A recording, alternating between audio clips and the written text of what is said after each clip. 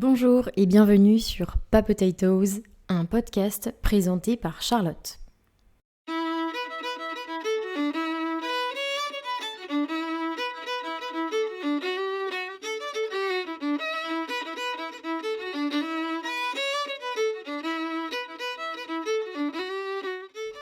Juste avant de rentrer dans le vif du sujet et de vous expliquer ce que vous allez pouvoir retrouver sur ce podcast, je voulais très rapidement me présenter.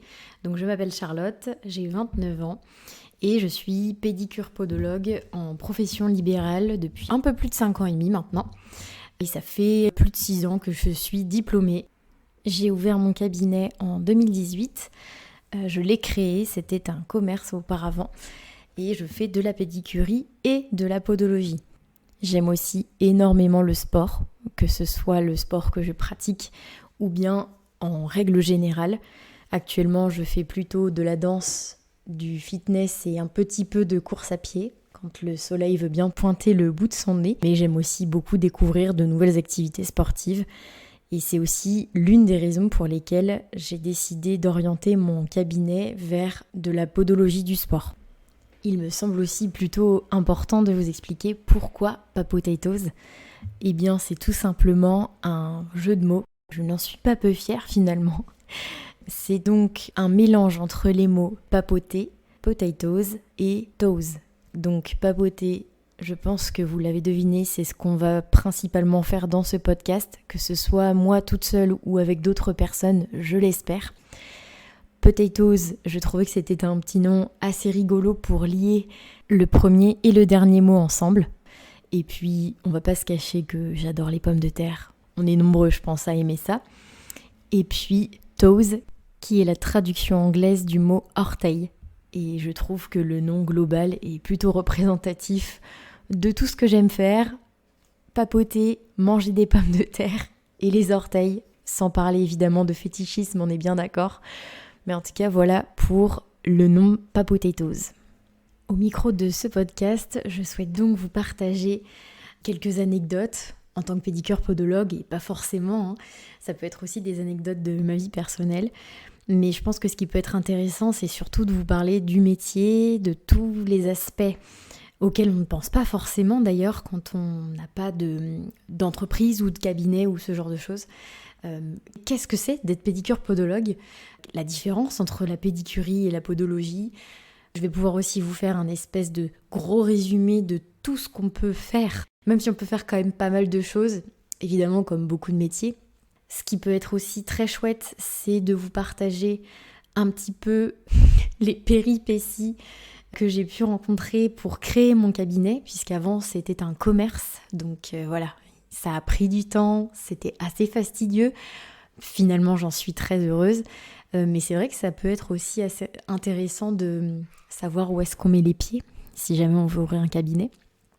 Une fois qu'on l'a ouvert, quelles sont toutes les choses auxquelles il faut penser, que ce soit la gestion du cabinet en lui-même, des patients, du matériel qu'on a, etc.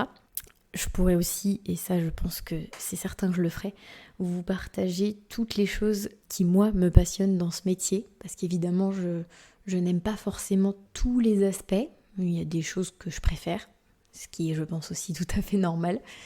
Comment aussi, alors je n'y suis pas encore, mais justement je pense que ça peut être assez chouette de vous partager mon évolution, mais comment avoir un cabinet un peu plus niche, qui justement propose des choses un peu plus précises, finalement être un peu spécialiste dans un domaine, dans notre métier de pédicure-podologue.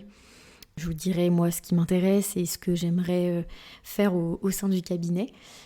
Comment aussi gérer quand on a un collaborateur, une collaboratrice ou un remplaçant, une remplaçante. Voilà, c'est comme ça qu'on dit nous en tant que pédicure-podologue. Je sais que les kinés peuvent aussi parler d'assistanat. Voilà, donc ce sont des termes différents mais qui veulent dire la même chose finalement. J'aimerais aussi aborder l'aspect financier.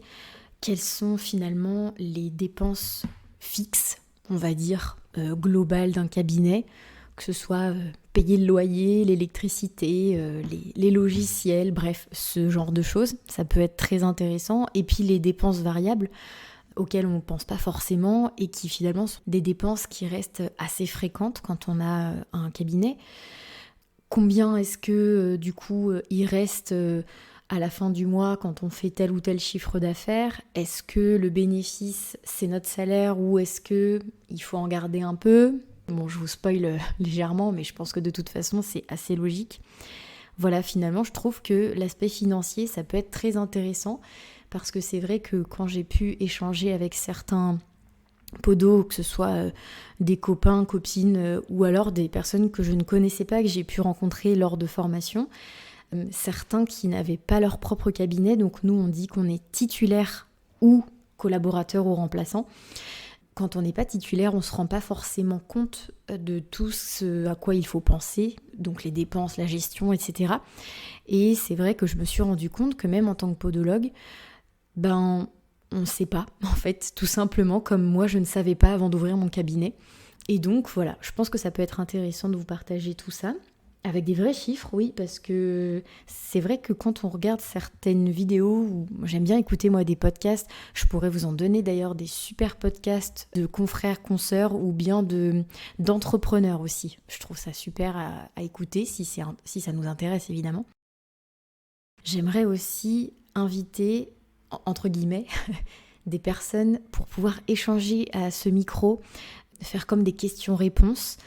Donc je compte d'ailleurs sur vous, si jamais vous êtes plus doué que moi et que vous arrivez à trouver comment me mettre des commentaires, à me poser un maximum de questions, peu importe sur l'aspect du métier que j'exerce ou bien quand j'annoncerai sur le compte Instagram du podcast quelle sera la prochaine personne avec laquelle j'échangerai, eh bien vous pourrez me poser toutes les questions possibles.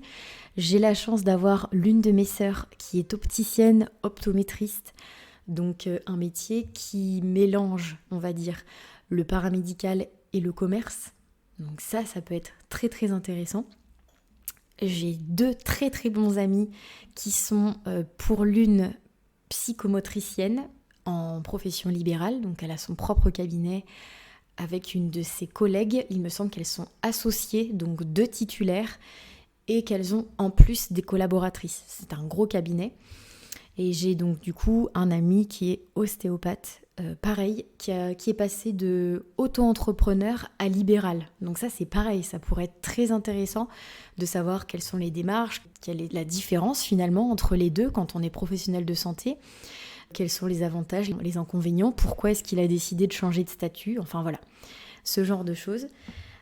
Et puis voilà, j'ai d'autres amis kinés, infirmières, etc. Donc je pense qu'on aura de quoi faire sur ce podcast. Et puis potentiellement, si jamais il y a des moments où j'ai envie de vous partager des choses un petit peu plus personnelles, que ce soit sur mes activités sportives, mes activités manuelles, j'en ai pas 50, mais j'aime bien faire un petit peu de couture quand j'ai le temps et quand j'en ai envie surtout. Et voilà, je pense que c'est à peu près tout, j'ai fait le tour. Mais en tout cas, je suis ravie d'avoir sauté le pas. Peut-être que ce ne sera pas très régulier. En tout cas, voilà, je vous souhaite une bonne écoute pour les prochains épisodes en espérant que ça vous plaise. N'hésitez pas à me rejoindre sur Instagram et à me laisser plein d'avis, de commentaires, à me dire s'il y a des choses que je peux améliorer, que ce soit technique, le son, dans ma façon de m'exprimer aussi. Je vous dis à très vite, passez une bonne journée, une bonne soirée ou une bonne nuit. Et je vous dis à bientôt.